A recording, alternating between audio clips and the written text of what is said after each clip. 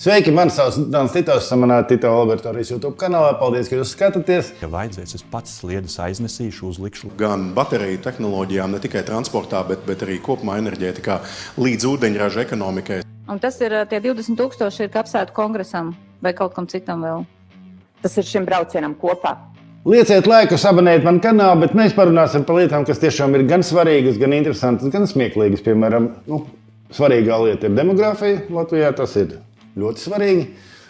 Es aizmirsu pagājušajā reizē izstāstīt, kas ir stāvkundziņš. Ceru, ka šoreiz neaizmirsīšu. Un man ir mierīga sirds par Rail Baltica. Es tagad tiešām zinu un ticu un saprotu, ka Rail Baltica būs. Nu jau tas ir droši. Parunāsim par to. Sākam. Demogrāfija.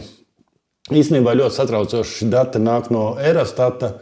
Un Eurostats mums prognozē 2100. gadā 1,200,000 iedzīvotāju. Tāds stabils kritums no šodienas līdz 100 gadam. Patreiz mēs esam 1,8 drusku vairāk, 1,86 laikam iedzīvotāji. Būsim 1,2. Ko tas nozīmē? Tas nozīmē, ka mēs izmirstam, tas ir viens. Un otra lieta, kas ir jāsaprot, teritorija jau tukša nepaliks. Nebūs jau tā, ka šeit paliks 1,000,000 iedzīvotāji vai 100,000 iedzīvotāji un visa tā teritorija tā arī. Nē, nāks citi cilvēki šeit dzīvot un pārvaldīt. Ja. Iedomājieties tādu, viens cilvēks paliek un viņš pa visu Latviju skrēja un dzīvo. Tā nebūs. Būs citi cilvēki, kas nāks iekšā un šodien jau nāk. Un šajā sakarā, protams, ir visādas demogrāfija komisijas sastādītas, ilgspējas attīstības saimā, ministra kabinetā, visi kaut ko tur runā. Ļoti interesanta ziņa bija, piemēram, domnīca, var sakot, kaut kāda tur domnīca. Demogrāfijas krīzi varēs atrisināt vai vajag atrisināt caur veselības sistēmu. Jo sakārtotāk būs veselība, jo būs labāka demogrāfija. Un domnīca šogad februārī un martā notika Rīgā, Līvānos, Dobelē, Cēsīs, Liepājā. Un tajā piedalījās 65 cilvēki. To vidū 22 vīrieši un 43 sievietes. Un tie cilvēki tiešām domā, viņi pulcējās. 75 cilvēki dažādās, tas nozīmē, var sakot, tajā sapulcītēs pārdesmit cilvēki tiekās. 10 apmēram. Nevarētu teikt, ka tas ir ļoti nopietns darbs. Es teiktu, ka tas ir vējā izmesta nauda un pilnīgi nevadoties no veselā saprāta. Mērķis nekad tādā veidā netiks sasniegts. Jo tā problēma jau nav medicīnā. Problēma nav, jo mēs būsim labklājīgāki, jo būs vairāk bērnu. Tā tas nestrādā. Īstenībā ir tieši otrādāk. Nabadzīgākās valsts dzimst vairāk cilvēku. Pārtikušajās valstīs kā Japāna, Eiropa, tur dzimst mazāk bērnu. Kāpēc tas ir, to neviens īsti tā nesaprot. Es runāju ar vienu cilvēku, kas ir dzimis 90. gadā un prasīju viņam, kāpēc. Viņam ir ģimene, dzīvoklis, darbs, labs darbs. Viss viņam ir, bet bērnu nav. Un kāpēc? Un viņam bija interesanti doma. Viņš teica, es baidos drusku uzņemties atbildību. Tas ir viens. Nedaudz es no sevis teiktu, ka viņš droši vien baidās pazemināt savu dzīves komfortu. Protams, dzīves komforts ar to mazinās, ja tev parādās bērns dažādiem iemesliem pēc. Bet otra lieta, ko viņš teica, interesanti, redzi, es esmu dzimis 90. un es izgāju kā bērns to nabadzības laiku un to satrauc. 90. gadi, viss, kas tur bija, nabadzība un tā tālāk. Un viņam ir kaut kāda tāda trauma, viņš negrib savu bērnu tādā situācijā nonākt, lai bērns nenonāk tajā situācijā. Tā ir interesanta doma, to man arī apstiprināja vēl daži cilvēki, ka tiešām tās bailes no nabadzības ir nopietnas. Bet ko es ieteiktu un ko es domāju, kas ir jādara? Ņemot vērā, ka tiešām tieši sakarības starp demogrāfiju un labklājību nav, tāpat kā medicīna. Protams, jo labāk medicīna, jo tur, viss labāk, bet tiešas korelācijas nav. Bet es īsti nekad neesmu bijis par to, lai valsts nodarbotos ar aģitāciju, bet šajā gadījumā es domāju, ka, ja mēs gribam kaut ko labot, tad mums ļoti nopietna politiska programma jāstrādā par to, jātaisa par to, lai taisītu bērnu kultu, lai bērns būtu svēts, lai bērns būtu aizsargāts, lai visi būtu lepni par to, ka jums ir bērns. Ģimene ar 1, 2, 3 vienalga bērniem tiktu godāta un bērnu kultu. Un to var darīt ar sabiedriskām attiecībām, ar reklāmu, mārketingu, politiku. Un tur es būtu gatavs, lai valsts iegulda milzīgus līdzekļus, lai tiešām, lai būtu moderni, lai ģimene ar bērnu būtu moderna, lai tas būtu, viens lepotos. Mums ir 2 bērni, mums ir 3 bērni. Ja? Tagad mums ir 3 bērni, tas ir tik grūti. Kaut kā tā man liekas, ja mēs gribam izdzīvot īstenībā, jo mēs jau varam zaudēt valsti nevis tāpēc, ka mums kāds uzbrūk, bet mēs vienkārši nomirsim. Vienkārši izmirsim. Tādi gadījumi pasaules vēsturē ir daudz bijuši, kad tautas izmirst. Tā kā aicinu visiem tiem, kam ir iespējas, vecums un, radīt bērnus. Es savukārt varētu radīt bērnu godināšanas kultu. Veselais saprāts saka, ka tad mēs varbūt arī izdzīvosim. Paldies, ka skatāties, ejam tālāk, lieciet laikus, abonējiet un komentējiet, ja jums ir ko komentēt. Kā jau teicu, esmu mierīgs tagad par Rail Balticu. Jo tiešām, pirmkārt, ministrs Švinka apstiprināja, ka mums ir nauda veseliem 52 kilometriem dzelzceļa sliedēm, lai uzliktu. Tas būtu sīkums, gan jau tur kaut kā, mums vajadzētu, staciju Rīgā, staciju lidostā, Pāli Daugavā un 52 km kaut kur nomest kaut kur, Latvijas centrā, lai ir tās sliedas. Viss būs kārtībā, domā Švinka, laikam. Ja finansējums ir tikai 52 km. Bet tas ir nieks. Švinka teica, ka viņš pats uzliks sliedas. Viņš ir gatavs pats sliedas likt. Ja rudenī šajā pamatrasē diez vai sliedas būtu, es pats gribētu redzēt sliedas. Es esmu teicis, ja vajadzēs, es pats sliedas aiznesīšu, uzlikšu, lai redzētu sabiedrību, kad virs šiem uzbērumiem ir ne tikai pievaceļa, paralēlie ceļa savienojumi, uzbērums, bet arī fiziski sliedas. Smieklīgi, protams, jautri, visi par to smējās, bet īstenībā bēdīgi viņš jau no sirds to saka. Viņš tiešām domā, ka, es jau nebrīnīšos, ja rudenī progresīvie uztaisīs talku. Ja tur pastrādās uz sliedēm un teiks, mēs Rail Balticu ceļam, kur mēs tur uzbērums taisam, tur baļķi nesam un tā tālāk. Pirms vēlēšanā visādi joki var būt. Es tagad pajokoju, viņi padomās, labi ideja, vai taisīsim Rail Balticu talku. Man ļoti interesēts tomēr, vai kāds politiskais spēks spēs pateikt, veči, beidzam muļķoties ar Rail Balticu. Vienkārši liek izmesta naudu. Ejam uz Eiropu un taisam to projektu ciet. Paskaidrojam Eiropai, ka mums nav vajadzīgs šis projekts, viņš ir pārāk dārgs, viņš nav ekonomisks un viņš ir nevajadzīgs. Varbūt uz vēlēšanām kāds spēks parādīsies un veselo saprātu ieslēgs un atteiksies no lietas, kas nav nevienam vajadzīga. Ejam tālāk. Politika priekšvēlēšana laiks sācies un tagad sākās ārkārtas kongresi partijām.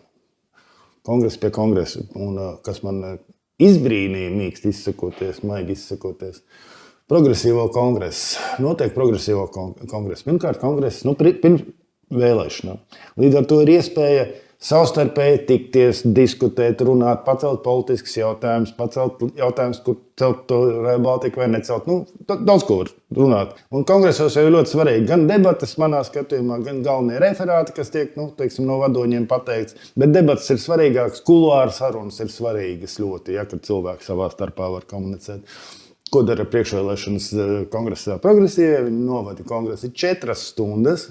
Cilvēki, iedomājieties, ja viņš ir atbraucis, piemēram, no laukiem, tad viņš ir atbraucis uz kongresu 4 stundas, pasēž, paklausās vadoņu runas un viss, un iet mājās. Un vadoņu runas ir fantastiskas, tur negribās citēt, tāpēc, ka viņas ir stulbas. Var sakot, mēs esam lieliski, mēs esam pirmie, mēs esam labākie Eiropā, mēs esam visādi, vispār mūsu partija ir līderis, un mēs vienīgais politiskais pozitīvs, ar ko mēs nesadarbosimies. Mēs pirms vēlēšanām pasakām, ka mēs nesadarbosimies. Jāsaka, progresīvi varētu paklusēt par nesadarbošanos, jo viņi pateica, vai nekādā gadījumā pirms iepriekšējām vēlēšanām, ka nesadarbosies ar zaļiem zemniekiem.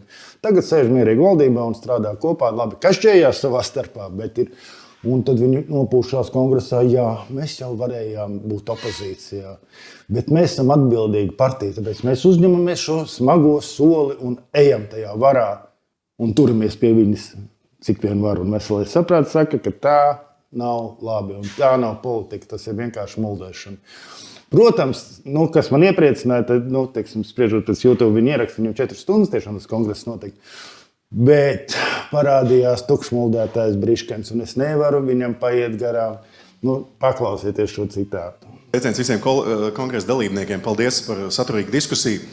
Pāris lietas, kas nav izskanējušas, bet viena no tām lietām, Jānis tieši tikko pieminēja, es gribēju arī uzsvērt uzkrāšanas tehnoloģijas. Skaidrs, ka tās investīcijas ir jākāpina. Viss, kas ir no gan bateriju tehnoloģijām, ne tikai transportā, bet arī kopumā enerģētikā, līdz ūdeņraža ekonomikai. Skaidrs, ka Latvijas ekonomikā ir diezgan liels potenciāls, ne tikai transportā. Noteikti arī mūsu tā visa infrastruktūra, kas kādreiz bija paredzēta, varbūt lejamkrāvu apstrādē, nākotnē varbūt liederīgi arī ūdeņradim. Ar to cieši saistīts arī jautājums par energo kopienu attīstību, veidojot tādu pilnu ciklu enerģētiku, kur blakus ir varbūt rūpniecisks objekts, blakus ir mājsaimniecības bērndārs, tad attiecīgi šo pilno elektrības dienas ciklu var efektīvi izmantot. Otrs lielais bloks, kam neesam pieskārušies, ir, protams, sadales un pārvades infrastruktūra. Un šeit ir arī ļoti daudz lietu, kur mēs redzam, ka šīs izkliedētās atjaunīgo energoresursu jaudas nereti ierobežo tieši tīkla pieejamības un tīkla jaudas nepietiekamība. Šeit, piemēram, viena lieta, ko mēs esam izcīnījuši tagad Rail Baltica likumā, kas ir otrā lasījumā Saeimā jau atbalstīts, ne tikai premjeru un finanšu ministrijas atbildība beidzot, bet arī to, ka klimata un enerģētikas ministrijai ir jāskatās, kur mēs redzam sinerģiju starp dzelzceļa infrastruktūras, elektrifikācijas daļu un apakšstacijām, gan Rail Baltikai, gan esošajam dzelzceļa tīklam.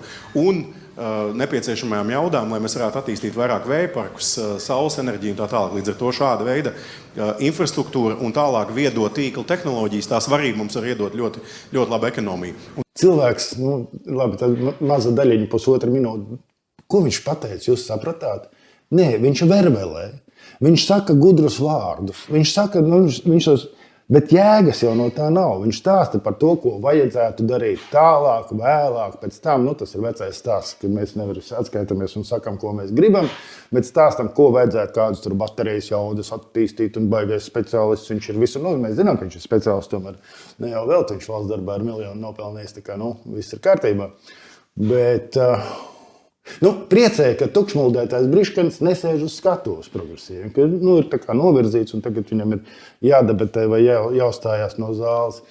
Bet kopumā, protams, ļoti nožēlojami, ka šādi speciālisti pēdiņās tiek pie varas un neiet nekur projām. Bet citur jau viņš arī nekur nevarētu, privātais jau viņu nekad nepaņems. Tāds tas atskaita par progresīvo kongresu, smieklīgi, interesanti tādā ziņā, ka cilvēki neizmanto tiešām savas iespējas parunāties savā starpā, attīstīt politisko domu, radīt politisko produktu. Nevis stāstīt, kādi mēs esam lieliski un kādas tur baterijas vajadzētu attīstīt un tā nav politika. Tas ir vienkārši muldēšana. Ja vajadzēs, es pats sliedes aiznesīšu, uzlikšu. Jā, bet labi. Lieciet laikus, komentējiet, ja jums kaut kas ir kas sakāms par šo. Un, protams, ja jums ir iespēja atbalstīt finansiāli, tad dariet to. Būšu ļoti jums pateicīgs un esmu pateicīgs tiem, kas to dara. Paldies, ejam tālāk. Ļoti priecēju dažkārt tādas iniciatīvas, kas vienkārši priecē. Tāpēc es pagājušajā gribēju pastāstīt, aizmirst Stāvkundziņš. Kas ir Stāvkundziņš? Var sakot, universitāte ir izveidojusi vietni elektroniskajā vārnīcā Tezaurs. Tiek uzsākta sabiedrības iesaistes iniciatīva, kurai dots nosaukums Iesaki vārdu. Var sakot, sabiedrība izdomā vārdus, un Tezaurs kaut kādā veidā viņus apkopo un laikam tagad tie būs vārdi. Var sakot, Stāvkundziņš ir rotaļlieta ar nopaļotu apakšdaļu, ko nav iespējams apgāzt, jo zemā smaguma centra dēļ tā vienmēr atgriežas stāvokli. Agrāk krieviski to sauca vaņkapstaņka. Bet tagad tauta izdomā visādus vārdus. Piemēram, no vairāk nekā 2000 iesūtītiem variantiem. Var sakot, cilvēki tiešām tur iesaistās, un viņiem ir interesanti. Bet lai jau cilvēki nodarbojas ar kaut ko. Bet ir ieteikts vārds cibrīts. Lieto, lai raksturotu parasti zaķa lēcienu, strauju pārvietošanos. Stāvkundziņš, kā jau teicu, rotaļlieta ar nopaļotu apakšdaļu, koprade. Process, kur vairāk cilvēki vai organizācijas veido kaut kādu ideju. Sigma, grieķu alfabeta 18. burts. Var sakot, mēs laikam esam attīstīta sabiedrība, ja mēs spējam nodarboties ar tādām, es teiktu, muļķībām. Bet ja cilvēki grib, ir brīvs laiks, lai nodarbojas. Man nav nekas pretī, tas nav kaitīgi. Tas ir vienkārši smieklīgi Stāvkundziņš un Cibrits. Nu, kā gan mēs iztiksim bez vārda Cibrits un Stāvkundziņš? Nu kā? Taču vajag Stāvkundziņam. Vispār Stāvkundziņš? Es nepadomāju, ir divdomīgs teiciens. Nu labi, jūs jau sapratāt. Lieciet laikus, pasmaidiet, ejam tālāk. Pateikt man ziņas, kur nav ziņas. Un it kā svarīga lieta, var sakot, parādās ziņa, aizdomās par prokuratūras administratīvās direktoras iespējamu pretiesisku rīcību sākta pārbauda. Atstādināta no amata Ilze Grīnhofa. Nozīmīgs amats prokuratūrā. Bet nav pateikts, par ko pārkāpums. Mīļie cilvēki, jūs atstādināt cilvēku. Jūs viņam kaut ko pārmetat. Pasakiet, ko. Kāpēc jūs, Pie kam Grīnhofa nav jau tā, ka tāda, nezināms cilvēks, viņa ir bijusi valsts kontrole. Padomas loceklis, var sakot, cilvēks, kas tomēr ir ieņēmis augstus amats no jaunās konservatīvās partijas, man liekas, viņu virzīja uz kontrolieru amatu.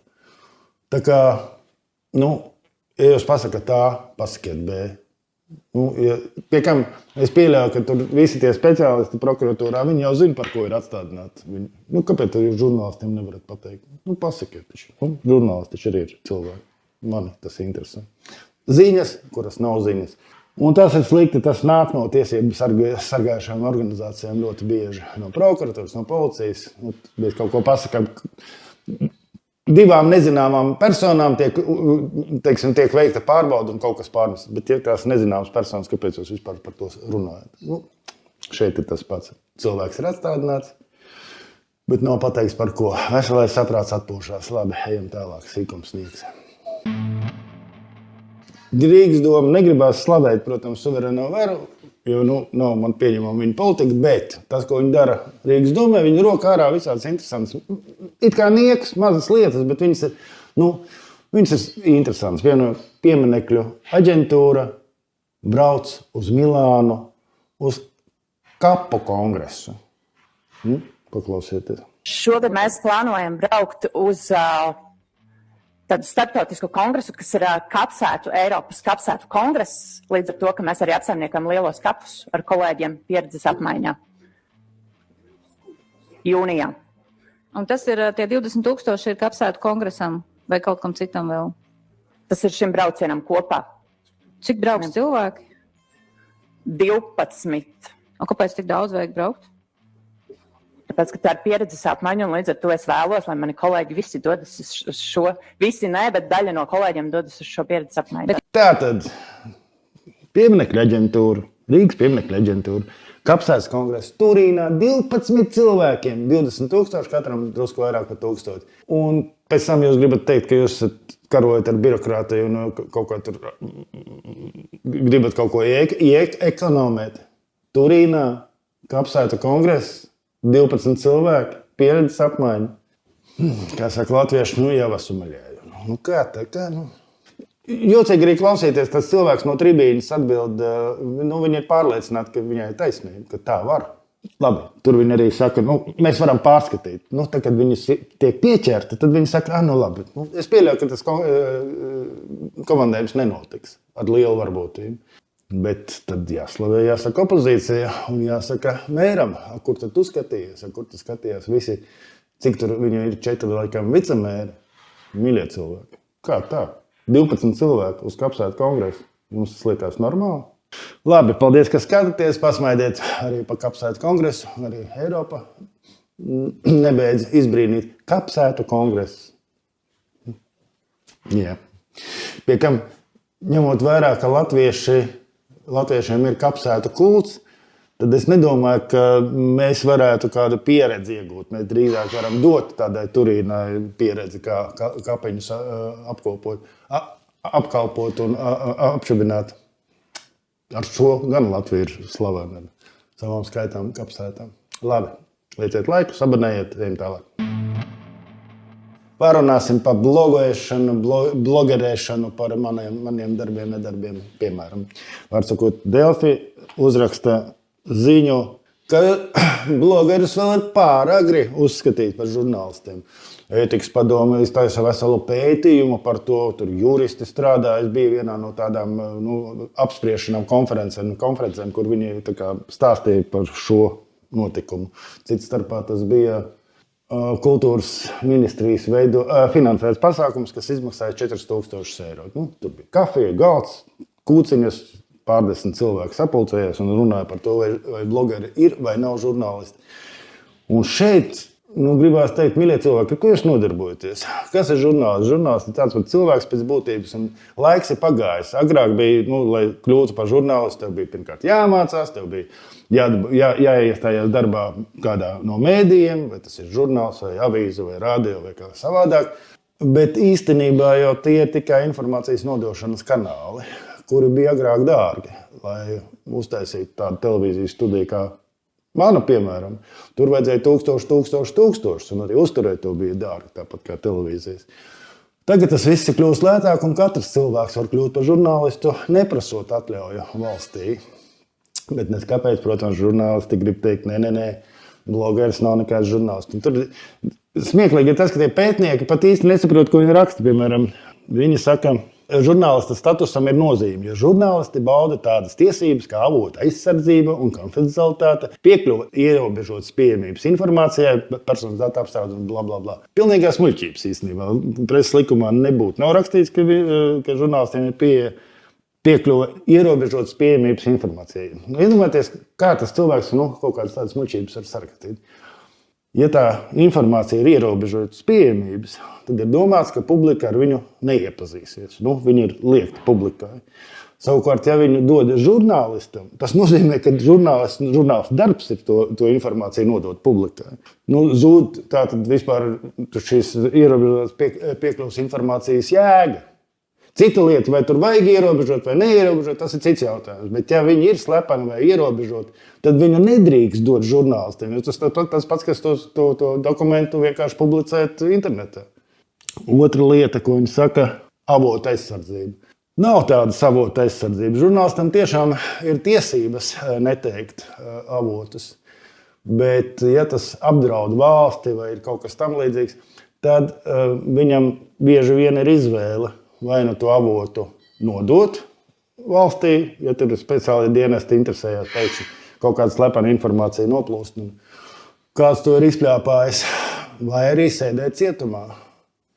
Un tādu gadījumu demokrātiskās valstīs ir daudz, kad žurnālists izvēlās avotu neatklāt, un par to viņš sēž cietumā. Tā tas ir bijis Amerikā, Eiropā, daudz kur. Tā kā, avotus tu vari neizplatīt, bet tev ir jārēķinās, ka ja valsts uzskatīs, ka tavs avots ir apdraud valstī, pēkšņi kaut kāda ļoti slepena informācija, tiek nodota par kaut ko, tad būs tas avots vai jāatklāj, vai jāsēž cietumā. Bet jebkurā gadījumā veselais saprāts saka, mīļie cilvēki, laiki beigušies tādi, kad žurnālisti ir kaut kas ekskluzīvs. Tie ir lēti informācijas izplatīšanas kanāli.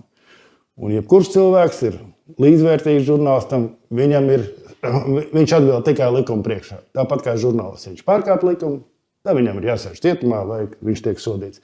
Ja es kā blogeris pārkāpšu likumu, tad man arī es tikšu sodīts. Bet žurnālisti saka, ne, blogeri vēl nav. Pāragri viņus tur sauc par žurnālistiem. Es saprotu to bailes zaudēt to ekskluzivitāti. Es atceros, kad es biju žurnālists Panorāmā, tad es zvanīju tur visādiem politiķiem. Politiķi varbūt kādreiz tur negribēja runāt, un es teicu, kā? Es esmu Panorāmas žurnālists, jums ir jāatbild man, jums ir pienākums, ir tur ministram vai deputātām, jūs pienākums ir man atbildēt. Principā, man tā likās toreiz, bet īstenībā jau pats politiķis vai jebkurš cilvēks izvēlās. Grib viņš ar to žurnālistu runāt vai negrib, un tā ir viņa izvēle. Man vienmēr sajūsmina to žurnālistu, sižeti, kuri skraida ar mikrofonu, un tad tie cilvēki viņam neatbild. Kaut viņš sliktais neatbild. Tu nemācēji ar viņu sarunāt interviju, un viņam ir tiesības nerunāt. Tavs profesionālais pienākums ir sarunāt to interviju un sniegt man informāciju, nevis skraidīt ar mikrofonu un bubināt, ka redz, kā viņš mums kaut ko tur neatbildēja. Bet, tas atkal cits jautājums. Jebkurā gadījumā es domāju, ka žurnālisti kā ekskluzīva profesija pamazām izbeigsies, un visi cilvēki, kuri gribēs kļūt par žurnālistiem. Līdzīgi kā man, paldies, ka jūs abonējat, man ir 7,5 drusku vairāk abonentu. Tas ir milzīgs, mēs esam milzīga komanda, milzīgs skaits. Mēs jau esam mēdījis. Tas, ka jūs formāli tur žurnālisti ētikas padomu neuzskat man par žurnālistu, man godīgi sakot vienalga. Labi, ejam tālāk, skatāmies, kas notiek. Domāju, viena interesanta doma parādījās jums, un daži komentētāji man uzrakstīja. Kāpēc nē? Kāpēc tie, kas vēlās, nevarētu dibināt savas valsts? Pasaulē ir pietiekami daudz valstu ar vienu vai pāris pavalstniekiem, neko dzīvo valde. Nav tāda valsts, kas būtu viens vai divi cilvēki atzītu valstu, bet runa ir par Kasparovu, ar Kasparovu vēlmi izveidot no krieviem, kas ir aizmakuši no Putina, kvazi valsti, kas būtu tā kā pilsoņu kopums, bez teritorijas, bet ar savām tiesībām, pasēm, jo viņiem tur problēmas ar pasu saņemšanu, tagad ir Krievijā. Var sakot, kvazi valstu uztaisīt. Mums jau pietiekami šeit viensētnieki, kur nevar savu skaisto Rīgu savest kārtībā, kuru pat neesam uzbūvējuši bez citu impērijas palīdzību. Krievu-baltvāciešu saimnieks bija tikai Ulmans, pat PSRS laikā Rīgā bija ambīcijas. Tagad mēs mācīsim Kasparovu, kā nebūt imperialistiem, cik svarīgi ir latviešu valoda un blablabla. Īstenībā Kasparova ideja ir ļoti, ļoti bīstama. Un viņš ar viņu nesājās, nav tā, ka viņš vienreiz pateica un viss, ne, viņš ar viņu nesājās visos savos publikācijās kaut ko tur runā par to. Viņš patreiz ir ļoti ietekmīgs īstenībā Krievu emigrācijas pārstāvs. Viņš ir tur Eiropas padomus kaut kādā tur tajā pārstāvniecībā, var sakot. Viņi jau institucionalizējās un jau kļūst par kaut kādu politisku spēku un mēģina mācīt mūsu demokrātiju. Tas ir tas trakākais, ka šie cilvēki, kas ir aizmukuši no Putina, kas ir panākuši to tā vai citādi, atbalstot vai neatbalstot, vai nespējot pretoties, radījuši Putina diktatūru. Tagad viņi mācīs, kā mums būvēt šeit demokrātiju. Un runājot par to kvazi valsti, es izstāstīšu, es bērnībā, jaunībā, mēs ar ģimeni pārdevām tulpes. Ļeņingradā, tas bija laikam Ļeņingradā, un visādās citās pilsētās. Un es biju, 9. 10. klasa jaunietis, un pārdodot tulpes, tev iedod to tirdzniecības to deliņu, teiksim, šitādu gabaliņu, par to maksā un tirgojies. Bet man tiešām pietika, teiksim, palika brīva vietiņa. Te man tulpes un te man brīva vietiņa. Un pienāk tādas dienvidnieciskas izcelsmes sieviete, arī kaut ko viņi tur tirgojās. Un vai es varu te savus mantiņus nolikt? Man tā kā brīva vieta, es tā kā saku jā. Un viņi tur kaut ko noliek, kaut ko tur šiverējās. Un atnāk mana tante nelaiča tagad un ļoti agresīvi un rupi izmet viņu ārā, nometās viņas mantas un saka, nenāc šeit klāt vispār tā un tā un tā. Un es tāds izbrīnīts, jo viņa ir inteliģenta sieviete tomēr. Es saku, kāpēc tik agresīvi? Nē, Danīt, redziet tā, ka viņa pagaidām to paņem 10 centimetrus, bet paies stundu un tu viņa jau būs tavā vietā. Viņa jau tev būs izspiedusi. Un tā tas ir. Ja tu ļauj tam cilvēkam mazumiņu ļoti bieži, tad beigās izrādās, ka tu jau esi liekas tajā tirgošanās vietā. Tas pats ar Kasparova ideju. Maza kvaza valsts, un tad viņiem ir jau valsts, un tad vairs nav, teiksim, cilvēki, kas dzīvo Latvijā un respektē Latvijas likumus. Ne, viņiem jau ir tiesības, viņiem ir kvaza valsts, viņi jau var kaut ko tur ar savām pasēm prasīt, kur mums kaut kādas tiesības, mēs šeit dzīvojam, mums kaut kas ir, un tas ir laika jautājums, kad, kā jūs teicat, 10 centi, viss. Tā kā tā ir ļoti bīstama lieta, un ceru, ka mēs nepieļausim to, ka Latvijā būtu kvazi valsts pārstāvji. Gal galā, ja viņi izveido tādu kvazi valsti, esat jūs kvazi valsts pilsoņi, tad arī brauciet prom, kur gribat. Bet šeit, Latvijā, nē. Mans piedāvājums noteikti būtu tāds, ja kaut kas tāds kvazi izveidojās, tad neatzīt Latvijā šādus pilsoņus. Bet ceram, ka līdz tur neaizies. Ejam tālāk. Piedošanu, saka Igors Šetko, iepriekš nevisai precīzi izteica savu domu. Ne tikai ierēģis tāds kā Briškans, kuri savējot sūdzes vienkārši tiek pārvietots no viena silta krēsla uz citu, bet galvenokārt politiķi, kur pieņem kaitīgas vai noziedzīgas pret valsts lēmumus un atbildības nekādas. Atkāpās, atstādinās, tas nav tas, ko tauta grib. Dzirdēt un redzēt politiķu reālā atbildība par pieņemtiem lēmumiem. Un tā ir viena, kad Briškans sen vairs nav ierēdnis, bet gan politiķis. Un, stulbības viņš turpina runāt un vārīt Tautsaimniecības komisijas vadībā esot. Bet ir atšķirības starp politisko un kriminālo atbildību. Un to cilvēki nesaprot. Viņi domā, ka, ja politiķis dara kaut ko nepareizi, tad var viņu likt cietumā. Nē, viņš dara kaut ko pretvalstisku un nelikumīgu, tad jā. Bet, ja viņš politiski tiek ievēlēts, un viņš ir deputāts, un viņš uzskata, kaut vai to pašu Rail Baltica, ja viņš uzskata, ka politiski mums to Rail Baltica vajag, tad viņu par to sodīt nevar.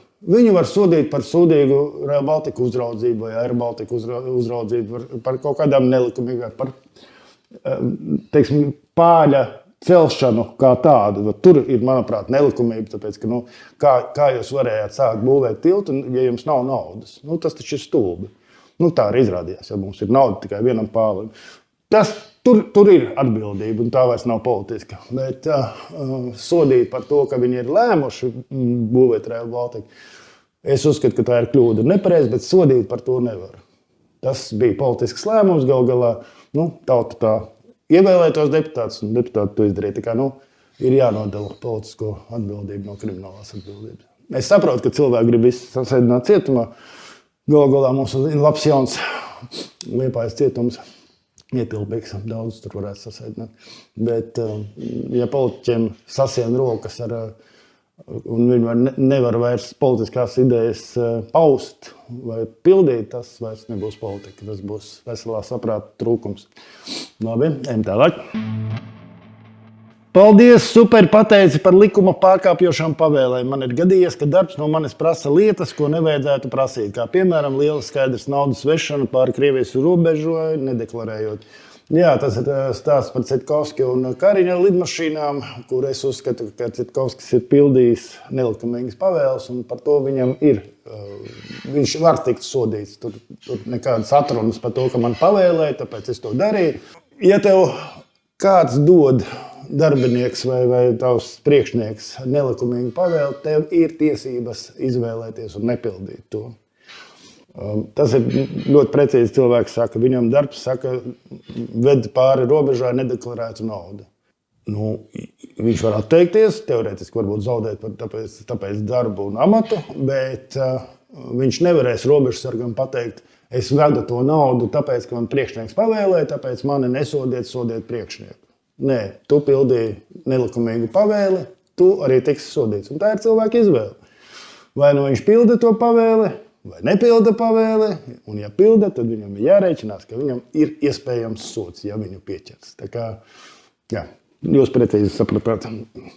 Labi, ejam tālāk. Esmu šokā. Jūs cīnīšoties par to, lai Hermans netiek Saeimā, jo esat ar savu draugu sadarējies par to. Spēlēsieties ar cilvēku balsīm sava izdevīguma un personīgās nepatikas dēļ. Varbūt tas Hermans tiešām kaut ko jēdzīgu izdarīt, un ja izskatās, ka jums tā mūsu Latvija nerūp. Pirmkārt, protams, ka tas ir joks. Derības ir, ne jau derību dēļ es pieņemu kaut kādus savus politiskos lēmumus vai komentēju kaut ko. Tas cilvēki mēdz pirms vēlēšanām derēt, un tas ne par ko neliecina. Kā jau es teicu, es esmu derējis ar amerikānu par to, vai Trumps pirmo reizi kļūs par prezidentu vai ne. Amerikāni teica, ka nē, es teicu, ka jā, es vinnēju derības. Bet vai Trumpam no tā silts vai augsts nekā Hermanim līdzīgi. Mans uzskats ir, ka Hermans ir tukšziedis, vienkārši tukšziedis, tur nekā nav. Nav jau ne politisko ideju, ne piedāvājumu, ir tikai stāsts par to, ka vai cik slikti, un mēs grimstam un tā tālāk. Jā, mēs grimstam, bet kāds ir tavs piedāvājums?